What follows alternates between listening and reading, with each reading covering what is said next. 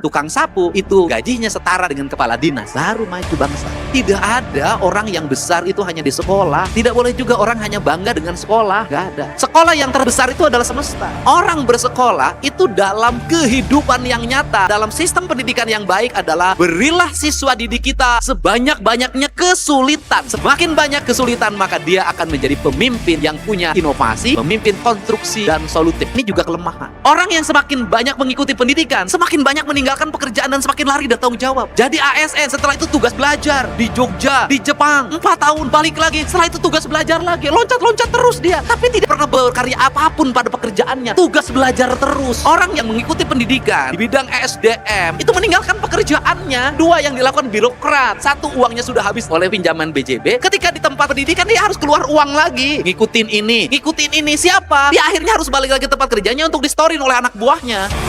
Saya ingin merubah itu. Bagaimana cara merubahnya? Begini, pendidikan tidak mesti masuk ke ruang kelas. Orang yang masuk tingkatan pendidikan itu tetap di tempat bekerjanya. Pengajarnya yang datang di tempat bekerja, ukur bagaimana dia bekerja. Dia bisa inovatif nggak? Dia bisa solutif nggak? Dia bisa meningkatkan kapasitas stafnya nggak? Memperluas cakrawala pandangannya nggak? Melahirkan output dan outcome bagi benefitnya nggak? Ketika dia tempat kerjanya sudah berhasil dengan itu, kasih dia sertifikat. Bukan bekerja untuk melahirkan sertifikat. Sertifikat datang menemui orang yang bekerja.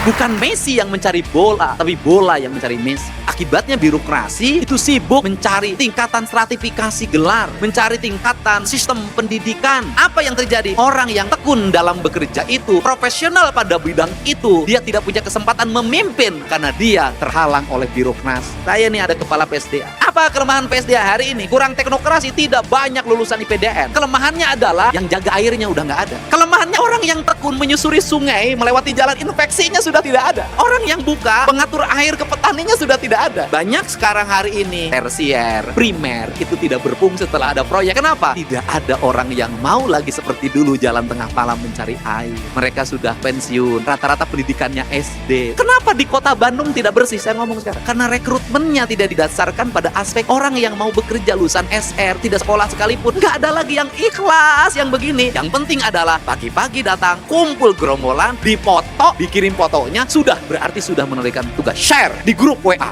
Ini Bang, negeri ini tidak kurang yang pinter, tapi negeri ini sudah hampir tidak ada orang yang ikhlas bekerja. Dan negara kita, sistem penggajian itu menghormati orang yang pinter dibanding orang yang bekerja. Akhirnya birokrat itu kumpulan struktural dan fungsional, bukan kumpulan orang bekerja. Bagaimana merubah paradigmanya? Ya kita harus mengikuti dong negara lain. Dihargai bukan karena struktur jabatan, dihargai bukan karena S1, S2, dan S3, dihargai karena profesionalis bekerja. Sehingga lahir kesetaraan. Tukang sapu itu gajinya setara dengan kepala dinas, baru maju bangsa.